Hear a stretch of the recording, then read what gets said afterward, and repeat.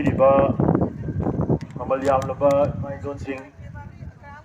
ꯆꯦꯆꯜ ꯆꯤꯂꯤꯅꯥꯎ ꯑꯍꯜ ꯂꯃꯟ ꯈ꯭ꯋꯥꯏ ꯈꯨꯗꯤꯡꯃꯛꯄꯨ ꯑꯍꯥꯟꯕꯃꯛꯇꯗ ꯏꯀꯣꯛꯅ ꯂꯩꯀꯥꯏ ꯈꯨꯟꯅ ꯎꯠꯆꯔꯤ ꯉꯁꯤ ꯑꯩꯈꯣꯏꯒꯤ ꯏꯔꯩꯄꯥꯛ ꯏꯔꯝꯗꯝ ꯑꯁꯤꯅ ꯊꯦꯡꯅꯔꯤꯕ ꯈꯨꯗꯣꯡꯆꯥꯗꯕ ꯅꯠꯇ꯭ꯔꯒ ꯂꯥꯏꯕꯛ ꯊꯤꯕ ꯐꯤꯕꯝ ꯑꯃ ꯂꯩꯔꯤꯕꯁꯤ ꯌꯥꯝ ꯁꯥꯡꯅ ꯋꯥꯔꯤ ꯂꯤꯗ꯭ꯔꯁꯨ ꯃꯌꯥꯝꯅ ꯂꯣꯏꯅꯃꯛ ꯇꯥꯔꯕ ꯈꯪꯉꯕ ꯋꯥꯐꯝ ꯉꯥꯛꯇꯅꯤ ꯑꯗꯨꯕꯨ ꯍꯧꯖꯤꯛ ꯑꯩꯈꯣꯏ ꯃꯌꯥꯝꯅ ꯀꯪꯉꯥꯎꯅꯔꯤꯁꯤ ꯑꯩꯈꯣꯏ ꯀꯩ ꯇꯧꯗꯣꯏꯅꯣ ꯍꯥꯏꯕꯗꯨ ꯑꯣꯏꯔꯝꯒꯅꯤ ꯀꯔꯤꯅꯣ ꯑꯩꯈꯣꯏ ꯇꯧꯗꯣꯏꯁꯦ ꯀꯃꯥꯏꯅ ꯇꯧꯁꯦ ꯍꯥꯏꯔꯤꯅꯣ ꯑꯩꯈꯣꯏ ꯂꯩꯕꯥꯛꯁꯦ ꯍꯥꯏꯕ ꯄꯣꯠꯁꯤꯅꯤ ꯆꯍꯤ 3 ꯍꯦꯟꯅ ꯏꯕꯨꯙꯧ ꯀꯧꯕ꯭ꯔꯨꯒꯤ ꯈꯨꯕꯝ ꯑꯩꯈꯣꯏ ꯁꯣꯛꯄ ꯐꯪꯉꯛꯇꯕ ꯆꯍꯤ 3 ꯍꯦꯟꯅ ꯏꯕꯨꯙꯧ ꯊꯥꯡꯖꯤꯡꯒꯤ ꯈꯨꯕꯝ ꯊꯦꯡꯕ ꯐꯪꯉꯛꯇꯕ ꯅꯣꯡꯃꯒꯤ ꯗꯤꯃꯥꯄꯨꯔ ꯆꯠꯆꯔꯒ ꯄꯣꯠ ꯈꯔ ꯇꯦꯛꯑꯒ इमुंग मनुंग पुजरंब सिंगना लंबी लालगा ललोल इतिक तौब फंगक्तबा निंगतमना लेरंबा लेबाग अमगी लेबाग मियाम अमना हिंगदबा पुंसिगी महावदो तमना तमना अखोगी चिन लय असिदगी सुम मांगथखिबा अगी फुरिखावदो यावरंबा सेनसु सुम तुमजलखिबा कोगी पाइपु अहलमन सिंगना हाइनबा गौरव मिठाई मिसी है मधुकी फिवम नंगसी अखोइसे ओइरब्रा हाइबो वाहंगसी मिपुंग खुदिमकि थमोइदा वाखन दे कितंग हे खल्लुबदा दुमाइना लोइना फाउबीबने अखोइदसु अस खांग लाकपा ngambजा नते मसक खंगदब मयाम अमन फोन से तौरगा हंगबसे करीनो अखोइ तौदुसे करी तौनब खनरी कमाइन तौरी हाइबो वाहंगसे अदुम हंगबा अखोइसु खल्ले अखोइना हजि हिंगेबा पुंसी महिंगसे करम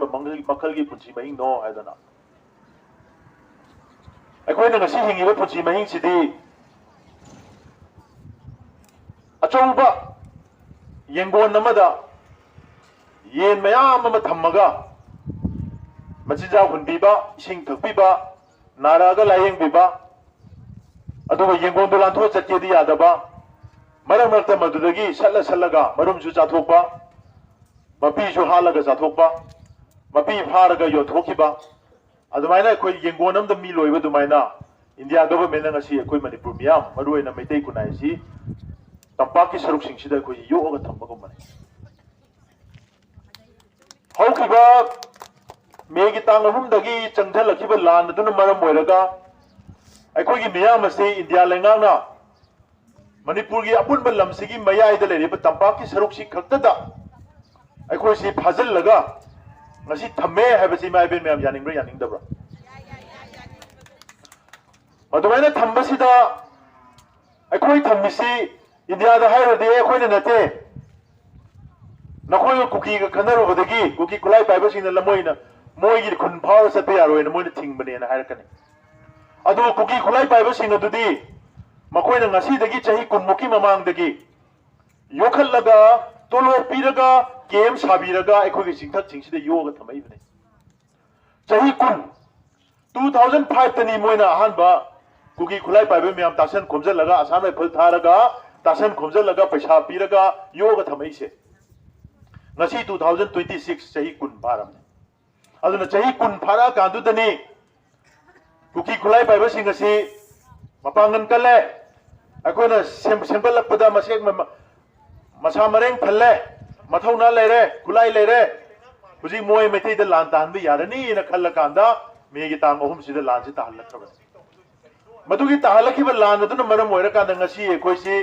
तंपाकी सरुक खरा सिदैसदा अखोइसि मोइना फाजललगा कुकी सिंगल लानबन साहललगा अखोइसि फाजललगा थम्मे अदु अखोइ मैथै सिंगना कुकी कीबदि नते कुकी खुलाई पाइबा सिंगसे अखोइना तपथोक ngamdaba nate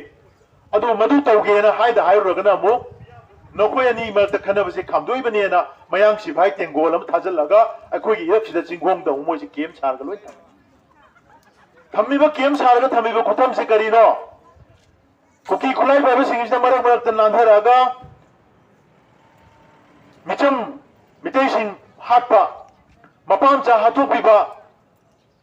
ममा मनेम्बो मचा मसु पुला फारा पुला हाथोगा तुरेंदा लंगथोरकपा इकोन कोमददी ममागी मथा नुंगदगी ताइबंग ममीबो फजना तमद्रिबा अंगांग को सल्लगा हाटपा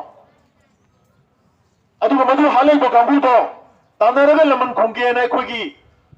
लमजा मसिगी ना हा म्या इमा इनो म्या ना पेन दबदगी मु चलुरा कांदना मयांग सिबाई सिंग नोय कुकी दे को थाबे यारो ना मु कनबा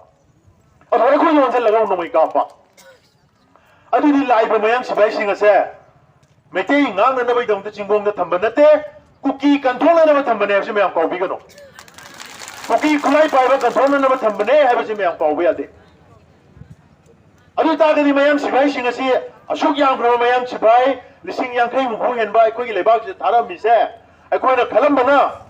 अखोई गनबिरनी अखोई ngapi संबिरनी खुलाई पाइबा सिंग अखोई द लान तहन नंबरोय सिपाही मयम लाखरे अदु अखोई ना सिंगसु खुलाई सिंगदो सरकार द थिंदोखरगा सरकार की सिपाही सिंगना अखोई ngapi संबिरतबने ना खुलाई सु लोय बिथोखरे अदु खुलाई लखटबगी थबक तो तंपाता लेबा मेtai सिंगदे खुलाई लखटब लोयरगा चिंगी दिन नसी बो लखलमद्रे अदुना चिंग द खुलाई पायरगा नसी कोचत चतना लंदानी मफम द लांताबा हनिंग मफम द मी हाटपा अदुगा अदुगी हालेबा मी सिंग अदुगी मथक्ता पालिबा लेंगाक सिन थबक तु तौदबा अदु तादि लेरिबा लेंगाक सिसु अखोई लेंगाक ओइब्रा ओइदब्रा त खनबियो अखोइना ममांगी चाहिदा चाहिए प्रेसिडेंट रूल लेबा मतमदा मणिपुर की गवर्नर दा अमदी इंडिया की प्रेसिडेंट चिंगब सिंगदा अखोइना मणिपुर मियाम की लेंगा हंजललु अन हाइबगी मरम करिनो अखोइना भोट थादरगा अखोइना खोई मियाम मरक सिदगी थोलैबा अखोइगी मिहुद ओइननबा थोलैबा अखोइगी मियाम मरक सिदि थोलबा अखोइगी मिहुद सिंग मखोइ भो अखोइगी मिहुद ओइना अखोइना खनिखरगा दिल्ली दगी मयांग लेंगा पसिंगना अखोइगी मिहुद सिंग अदु मयुमदा फमन थमगा दिल्ली दगी अजेबला को नुपा मक थारागा मान मणिपुर से निंगथौ दौना मान तौनिंग तौनिंग लोयना तौरगा सुम लेबा हाबसे चही म चुमना लेरा फवदा इंडिया न चथरम बपोक्सी वार से मखोइदा सिनरदी मखोइगा फजन ngangnaradi लोशन मम नायगनी न कोइ मियाम न थाजब थबम मे अदुना गवर्नर न मणिपुर द लेरिबा ना मियाम खुलाई सिंग न नरे मतम चाना थिगलो खुलाई थिंगलगरी नोई न थक्ता कोइ एक्शन लवोय अदुगा मणिपुर गा शांति लेना न बाय कोइ थाव पैखलने न माने कोइ थाजब पीगिब्रा पीदब्रै माय दोन अदु कुम्बियो मदुगी थाजब तो पिरम मतुंगदा खुलाई लखटख्र मतुंगदा अखोइगी लमदम सिदा लान ताबा कुकी खुलाई पाइबा सिंदा लान ताबा लेप्रा लेप्तब्रा सुंगलाब लेप्ते अदुगा चिंग द काखलगा खुलाई पाइबा सिंगा तो फादना पुंदना खुलाई सिंगा तो लोखलो हायरगा सुंगलाव लोखलतबनी चही म फाजलकपने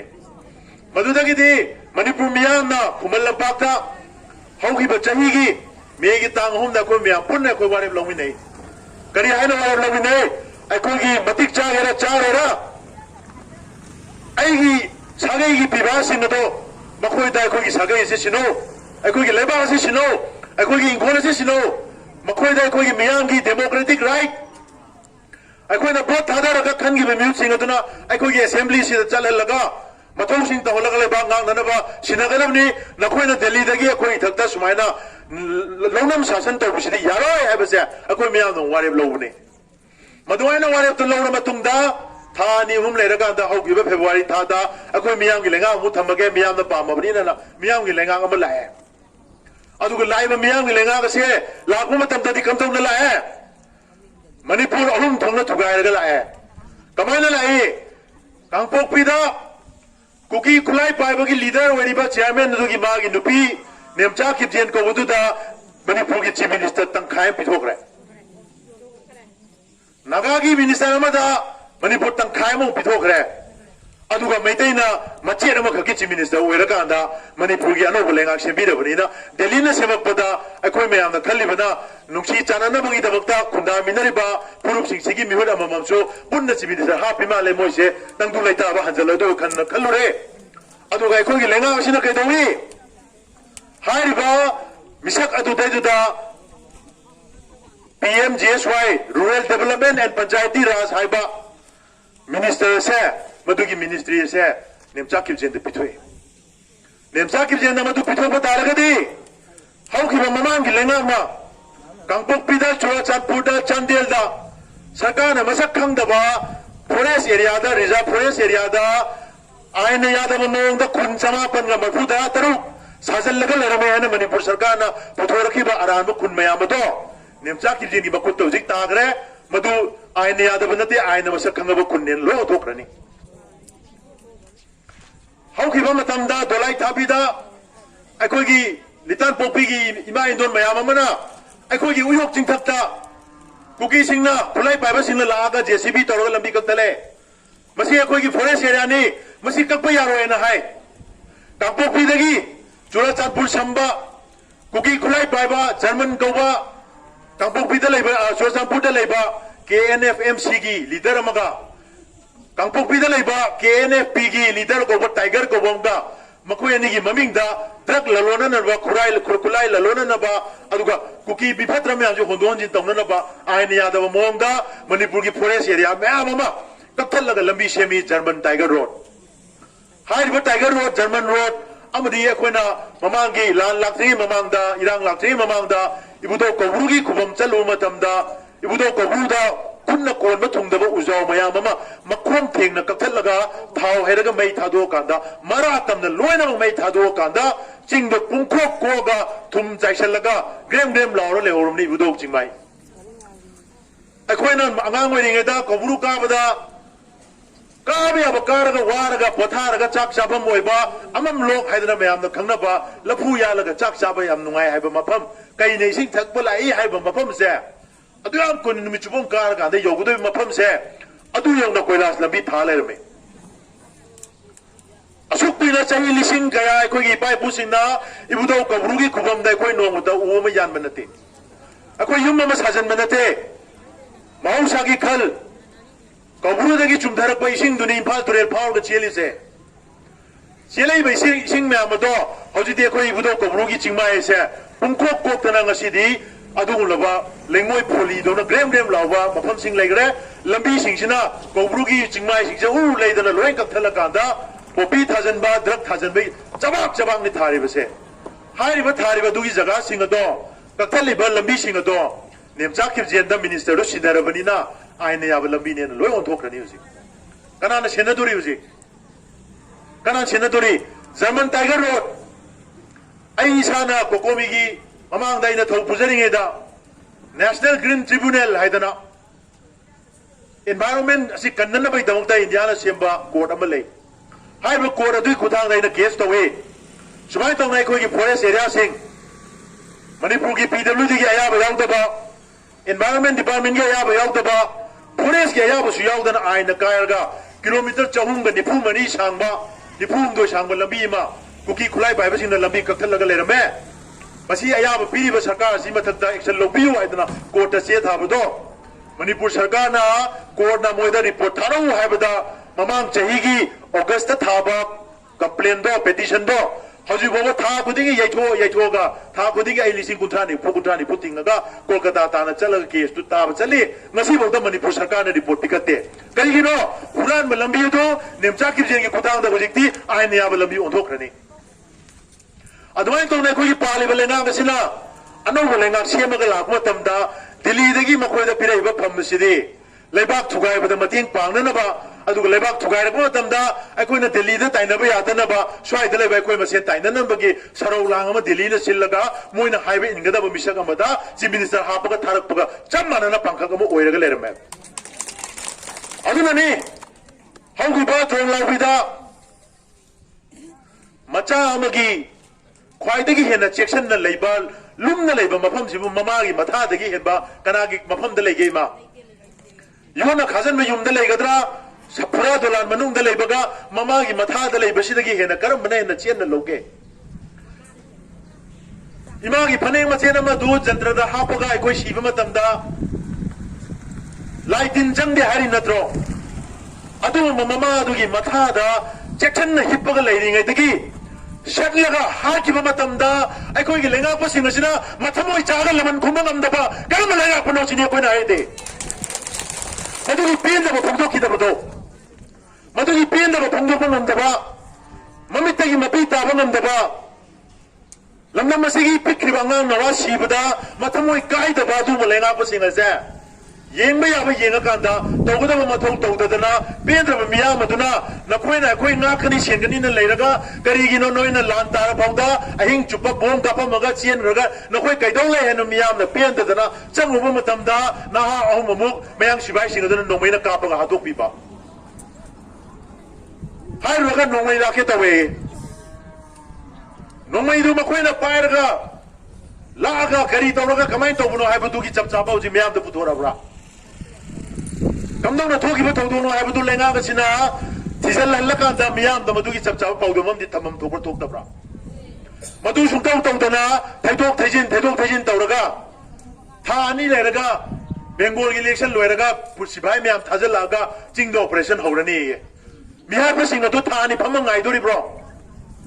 ऑपरेशन गाइदोरिब्रो मिहार पसिंग अदुना चिंगदा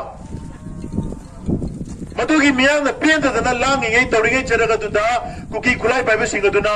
उखुलदा मयुम हंजबा मपा लायेंब लाक्चरमगा मपा अदु पुरगा चचखिबा नहा अनि अमु हातोक पिरे कुकी खुलाइ पाइबा सिंग नोंमैना कापगा मदु हात्र मतुंगदा लेंगांग सिना करम बाखन ब थबक लोकले मियाम खंगब्रा अदुदि सेमैब लेंगांग से अखोइ लेंगांग ओइब्रा ओइदब्रा हाइबा वाहंग मी खुदिमकी थमोइदा लोइना फाउबिरमगनि अखोइसु तुंबा यादे अदुना अदुगुंबा फिबम मयाम अदु लैबदगिनि ngasi kokomina miyam ki taiba laiba miyam ki pienda bagi pau miyam tu tara moi ware blora kanda manipur lenga ta leriba chief minister home minister phamdu paisal laga nangi nasa ki praja miyam angang apik pa bawa kan mang maktragadi adu ka kan mang amdre haida miyam pasing adu matakta matik chaba thau pa ka pagam dagadi noina paisal liba phamdu kai dona bono pham thatu ja ibam thokra thokta bra masida ida BJP ne adu ne na Sao याब मरम से क्या लेगे मरम चाब्रा आदू ने जन बने अदा ने जन बने न पंगांग गांगा लेंगा कम लेरदी लेंगा की तौबम थोक्रो कश्मीर दा लम कोइबा चटपा मतै मनाव यावना मिचम मयाम अमा पाकिस्तान दगी लापने हाइबा खुलाई पाइबा सिंगना लान तारगा हालम में हाइबा मतमदा नरेंद्र मोदी ना अहिंग तुमदना मिसाइल काफल लगा ना पाकिस्तान दा लान ताबा ngamaga अखोई स्टेज दा ngasi bawda pikra anga adu tongta wahi ama phangtok tani maram karino अखोई से मान यंगा बरा अखोई से नरेंद्र मोदी की यंगा बरा अखोई की लेबल लेंगा पा अखोई की एमएलए सिंह मिनिस्टर सिंह ना ngasi bawda मदु की मतंग दा कंडेम तवे लेंगा पाइबा लामी खुदिमा मखुत्ता लेरिबा सिबाई मखुत्ता लेरिबा एक्शन लोगुदबा सरकार दुना कंडेम तोंग लै थोखरदि terrorist singa du kana no waraka duise waraka du miduna kandem to wi pende ba phongdo yena lai thokra ga waraka duise kana no ekoi na waraka do ra ba are koi meyam na mathau to de lenga adu mathau to na haidana meyam na law ko se masi ta ge de leitradana onna ga taina ga nga sum lai ra ka da meyam si da karem na ba ai di pamcha da chale meyam na ki budai chacha damne kari hai no sibo ma'am चसिरा उजे कंगु भी चसिरा अखोई सिचल होता न माइ सिबाइना ने thing दुजे स्वाइदा सेमाइदा अदु माली पंक्चर द तले मैम चत्त कमाइ चति नो खंगदे मैम न थिंगे हाइ मी खरन थिंगो माले आई दि पंक्चर चले सिगी ममांग मनिंग ताइवन न बा वा मैम ममा मिया मसिना वारि बन नारि ब सिंग सिदा पुंगमेन पाउमेन न बा वाहि यम दुजु फजन सु हाइ दे सिरि बन नारि ब मैम सिगी दमकता फजन सु नेना ताना वाम साबीदे हाइब सिगी फिबम मैम सिदा अखोइना तौगदब से करिनो अदुना हजि लेंगांदा मणिपुर दा पुरकदोरिबा शांति से कमदौननो अखोइगी इचासु हालंबा मिहार पसिंगदो ngasisu tronglawi हाइब मफम अतुदगी हाइगल लेरिबा चिंगमाय अतुदा नोमोइना हालंबदा सिजिनरिबा खुलाई सिंगदो ngasi jo adu kolaga ima adum tummaga leiriye adum chaadana thadana leiriye adum gari thawraga khoisa satana leiriye aduna miyarpa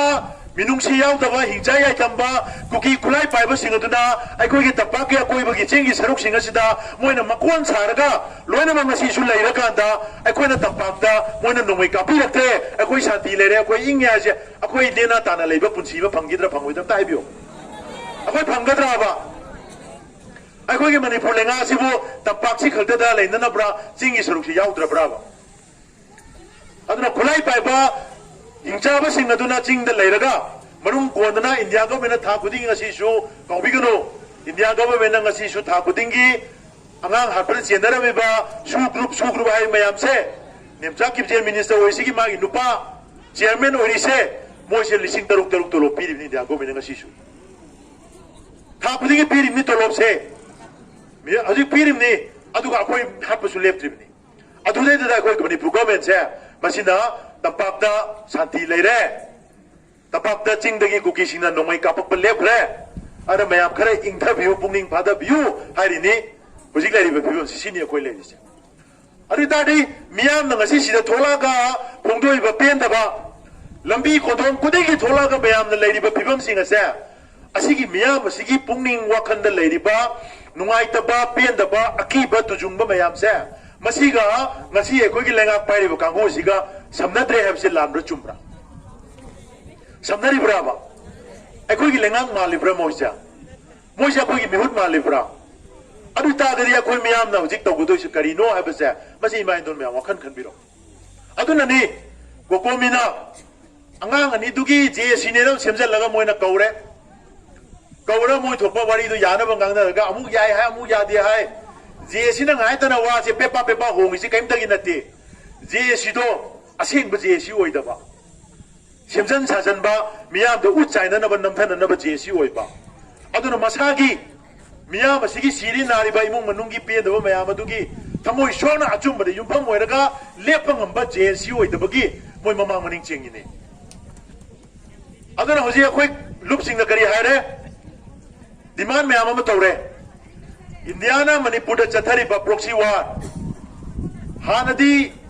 akoi sida mi hat pat tu pa pha ba punba nungdang la ga ot ba nei bisi Assam Rifle la Indian Army na torong gani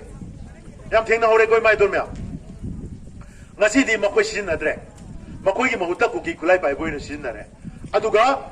hat pat tu pa gi thabok sidin le phan da bani he na tam thina tawle ngasi di lambi phau chat pa yan de akoi se pa khra ba lamba am da phajal la thambugum bani aduga akoi hingna ba Delhi dagi cheng hawai thau thum chini gas ni pirak ba adu akoi je swai da sum lehen ba adu akoi je isana ningtam na su no ma ga lalolitik tawroga chatok chasin tawroga ningtam ba praja moi na ningtam ba miyam moi na hingbadi thangan da ba adu na ni miyam na kokomina Indiana tawri ba se Manipur miyam da proxy war ni habadi Indiana landi ta ba da India gi lami decision da ba अनेक खुने की लामी cookie गुलाई पाइब सिनरगा लान ताहनबा अदुमु मखल की लान सिबु मालेम गोइना proxy वार कवेबा अदुनने हारिबा proxy वार से अखोई की mute ने लरिबा लेंगा पसिंग असिना प्रोक्सी वार सि लेपु आइदना इंडिया दा हाइबा ngमगद्रा ngमोइद्रा हाइबा जंगा सि अखोई वाहंग हंग मतम योरबा योगदिब्रा मसे अखोई हंग बताबने माना ngमोइना हाइ तारगति अदुदि अखोई अतोप ngमगदबा मी मा अखोई सिन बताब नत्रा अखोई की लेंगा नत्र लैरिसे अदु तादि मसिगी वारेब सिंग से कोकोमिना सु मियाम द सोइदन लाउथुरकनी मदु अखोई लौबंग बताबने अदुना अखोई की लेंगा गसिना लेंगा गसिबु सेमिबा बीजेपी की प्रेसिडेंट नुपी ने नत्रा ममा मगी मचा था मंगा सुबमगा मचा नुपा चही मरी मखाई खक्ता गायरिबा मगा मथा दगी शेलगा हाथ की बस है बीजेपी की प्रेसिडेंट होइरिबा अखोई इमा सरदा सिगी माई मथा दगी शेत की बोइरो मगदी मा कमदोंना लेरमगदगे मियाम की लुचिंग बोइबा मियाम की मिहुट होइबा हाइबसे मियाम असिगी थवाई हक्चांग अदु माना बहुत सिलगा बहुत सिंदुरिमने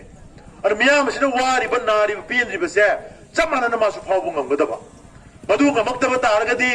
बीजेपी है पार्टी से दिल्ली दगी लाखो पार्टी को होइरे अदुना मितोप को होइरे अदुना मखोइना अखोइ मियाम की वारिबा नारिबा कपिबा लाउरिबसे मोगी मथमोय यौदे हाइबसे मसी मयेक सेगबने अदुना मधुगी मथमोय यौबा ngमदबो होइतारगदी हाइरिबा पार्टी से अखोइना बॉयकॉट तौरकांदा मोगी थबक थोरम वोट कोमबनी खंगदे अमनी खंगदे तौरिबा मयाम से मसी बॉयकॉट तौबम थोई हाइबसे कोकोमिना वारिब लौवे कोकोमिना लौरिबा वारिब से कोकोमिदा थबक चेलिबा थोंबी खरगी वारी नते इमा नोय मयाम की थमोय द फावरिबदो बहुत सिलगा कोकोमिना लाउथोपने नोय नोय की थमोय दसु बॉयकॉट तौबगी वारेब से नसा सु लेपकदबने कोकोमी हाबसे मियाम की खोंजेल ने कोकोमी है बसे तोंगान लेब ग्रुप अमन नते अखोई मियाम खुदी मंगना वा ngang यादेदना मी खुदी मंगना सोई तौबदी यादे मी खुदी मंगना उनरगा मीटिंग फमबदी मणिपुर की मियोय लाख कुन कुथरा जी कमाई चल फमुदोनो अनु मियाम दुगी वॉइस मियाम दुगी खोंजेल अदि मियाम दुगी मिहुट ओइना पाउजेल पुगुदोरिबुदो कोकोमीनो ओइबनी कोकोमी की कन्वेनर नो ओइबनी अदुना कन्वेनर लाउथोरकिबे वाफम जे नखोय अममंगी थमोइदा लेरिबा पोचिंदु लाउथोरकनी अनु लाउथोरि पोचे अखोय खुदिमकी वारेबने आइदना मयाम पुन्ना लेपंगम गदबने मदु लेपदा मयाम यानाबिरबरा अदु तारगदि अखोय यानाबिदि मतुंगिना पैखरबम थोबा थबक जो पैखरगदबने मखोय से पाव तंबिदब यारोय मोइना बाप तादबम लई मोइना फम्मिबा चीफ मिनिस्टर की चौकरी होम मिनिस्टर की चौकरी से सागे की पिबा फम नते मा थानी हुम नंगाइरिदना मियाम ने याददि मा था कया चटकनी मियाम ने याददि मा हेवाय माना पुंसी बिकम नद्रिबो मियाम ने लुचिंगबो ओइबिको ना हाइरोइद्रो अदुमाइना कोइना लुचिंगबो ओइबिको ना हाइबा ngam लीडर अमा फोबा अखोय इरम दमसिना थोक्त्रिसे करिगिनो हाइबसिने बगसि अखोयना हंगिसिरि अदर मधु थोन बा नतर मधु पुथोक हाइबसे अखोय तिल्लिबा मियाम असिगी मखुत लेबने मसि कौबिगनो डेमोक्रेसी की ख्वाइदगी फजबसे अखोयना अखोयगी मिहुत से मतिक चाबा मिहुत पुथोक पाइसे अखोयगी खुत लेबने मोइना हेक्ता थोलागा आई ओइरगेना हाइर ओइबा ngam नते मसिगी थौना से कौबिगनो मसिगी थौना से अखोय खंबियो अदुना हाइरबा पोसिंग असे हौजी मखोय अखोयना लाउथोखरिबा खोंजंग सिंग अखोयना मखोयना तौरिबा डिमांड सिंग अखोयगी डिमांड करी नो अंगांग हाटपदा चेनरिबा कुकी खुलाई पाइबा सिंगी मथक्ता मियामना मिन खोंगना उगदबा मोंगदा अथुबदा मिलिटरी की ऑपरेशन चथौ हाइबने नंबर 1 नंबर 2 दा इंडियाना तोलोब हुल्लगा योगा थमिबा कुकी खुलाई पाइबा सिंग मणिपुर की अकोइबा अकोइगी तपाकी अकोइबगी चिंगी सरुक सिंगदा केम तरागा निथोय उमदोय मोइना केम सारगा थमिसे मसी मणिपुर की लेमाइदगी लौथोखो हाइबने मसी मणिपुर गवर्नमेंट लौथोनगदबनी हाइबने अहम सुबदा हौखिबा तंपाक्ता लेरिबा मैतै सिंजे ngasidi lengba panba ngamdre haibase India government खंगे नत्रा अखोय ngamiबरा कोई तंपाक्ते हेंदो ngambra अखोयने हेंदो केना फनायाम kana नफुदो होनरुरे मखोयगी मयांग सिबाई सिंग अरे मणिपुर पुलिस सिंग थाजलगा अखोयदे येखाइ थिंगाइबा थत्पा लंबी थत्पा एफआईआर पाला फाजन मखोसम तौरकनी चलंद्रे को दुदी अदुमाइना चलंद्रगा अखोयसी तंपाक्ता फाजलगा थमे मैतै की थबक कोई पैशन बिल लोयरे अदुना कुकी की अखोयगी थौना फरबा कुकी की मयांग लानमी सिंग अना इंडियाना दिल्ली दे हाइरेबनी नोय हुजिक तंपाकी दी मोय फाजलगा थमग्रे अनु नोयगी वालौरी बसी नोयगी चतोक चचिन अबरी नोयगी लमसिंग असे मपुंग फाना कुदुम चनबा ngamnanaba मचेत फरक तारगा लेरिबा उखुल की तांकुल की खुनसिंग अदो मसिदा नोय लान ताबा हौरो हाइदना कुकी सिंगदो सोम थारगा लान ताबा होलिने अदुगी लान ताबा हौदुना उखुल दबु तांकुल लगे चावबा कना लेगे तांकुल लगे हेना मतिक मकुल लेबा उखुल द कना लेगे अदु उखुल द लेबा तांकुल सिंग अदुदा खुद थाबदा हंगोइरत्रिबा कुकी खुलाई पाइबा सिंग असे कुकी खक्तगी थौना नते मखोयगी मतुंग दा इंडिया की लानमीना सौगटपगी ने हाइबसे कौबिगनो अदुना ngasidi अखोय मैतै सिंगसु तांकुल सिंगसु ल्याङमै सिंगसु तोंगा मा नागागी फुरुक कुंद माथोय अमदि अखोय लेरिबा यलोंमी मियाम से अखोय अमतोयना पुनसलकांदा बर्मादगी पुसलैबा अदुमुलबा बिटोप लानमी मयाम से इंडिया ने योगा थमिबा सिंग से मसी पुन्ना अखोय मियाम ना लांथेंगनबगी तंगाय फदबा सुसोयदन लानी याम नक्सलनी हजि कौबिगनो मसी अखोयना तहौद्रबा अदु तागदि चिंगी अखोयबगी उखुलगी सरुकसे कुकीना तांकुल सिंगसे तांथोखरगा मोयना कुदुम चनग्रबा अदुई मतुंगदा मोय तरकदोसे अथै केमता नथे तंपाक्ता तमना कुमथरकनी तंपाक्ता तमना कुमथरक मतमदा चुराचांदपुरगा ताइनबदा लेरिबा त्रोंग लाउबीदा अदगिनि फफाव चाइ खाइदा सेरौदा सुगुनुदा लेरिबा यांगं बोपीदा लेरिबा कौतु कदांगुंदा लेरिबा मैतै खुनसिंगसे मसि कीबदगी खरा चेंजलकांदा अखोय इम्फाल मयोंदा सुम चंजलकांदा सजिंग योरकनी सिंगजमै योरकनी कंगला योरकनी अदुदि अखोयगी लेबाक अखोयगी निंगतंबा अखोय मियाम असिगी तुंगी लेबाक अखोय इचाइसु सिंगी लेबाक अदुम चकनी अदुना निंगसी अखोयना वासुवाना ngasi अखोयना चराना म हेलसु अखोयना ngasi खुदोंग थिबन नंगसु आइगी पिक्रबा इचाइसु मयाम से मकोयगी मतमददि मितोबदा मुक लान ताकबा ngamdana अखोयना मोयगी दमकदा फजना युफम थोलगा थबम मसे अखोयगी थौ ओइब्रा ओइदब्रा हाइबियो अदुना मदु तौननबा दमकता अखोय वासुवाना हंदक चमचलेबा खोंजंग से हनबल लेतना तालिबा डिमांड सिंग असिगी चप चाब अमत चिथादना मियाम की डिमांड सिंह से फंगद्री फाउबा मणिपुर गवर्नमेंट लेगेरा लेरोइरा इंडिया गवर्नमेंट दो ताइननी इंडिया गवर्नमेंट यागेरा मियाम की इहोना नमथेकदबनी मधु तौरगा थेंगननबा हंदते कोई हंदना हनबा यादब खुंजंग अमा चंगदबनी लेखिदबा आंगांग सिंगदो सरकारना पैसा नुक्सा पिनबा एस गेसिया पिनबा थबक हापा यानबा पुरखिबा थेमजनबा खोचनबा तौकिसनु अदुगो हाखिबा एप्रिल तांग 3 हाखिबा आंगांग अनिदो अमदि हाखिबा नहा अहुमदो अदुना अखोइगी अरोइबा मिसी ओइगनी से मैम थाजबिब्रा अदुना हान नो ओइब्रा अदु तागदी हान मसु ओइदबा अरोइ मसु ओइरोइ हाइतारगदी करम कांदा अरोइबो ओइदोनो हाइबसे मदुगी तंग तांग बम खंगद्री फौदा अखोइ मियाम कुगिया मियाम की खोंजंग हन बसुग्या यादे अखोइ खोंचेन मची रांगा कांदा अखोइ खोंगम चेन लेगदबनी नहा सिंग अखोइ लोइनमक सेम सारग लेगदबनी मियाम की ओइबा अचौबा लेबा की अनबा रिवोल्यूशन नम पुरंगना नबय को नगदबनी हाइबसे मची सुंगाव कौबिगनु अदुग लाकदोइ मतम सिंदा होजे कोकोमी मिफम याम कना तहोरी मकोइ वारे खोंजंग म्याम लाउथोरकनी मदुदा अखोइ हौनरुबल लेतना अखोइना अमुक जजिंग इमा सिना फोन तौनी अमदुम तौइ मथौ तादे कोकोमी नमसी हाइग्रे अखोइ म्याम थोक्तबा यादेना लेकाई की माइकता लेकाई की कांची खिना कांदा हेक्ता थोपिरकदबनी हाइबो वफम जे हाइरगा आई टेंशन जगे पुना को पुरमजरी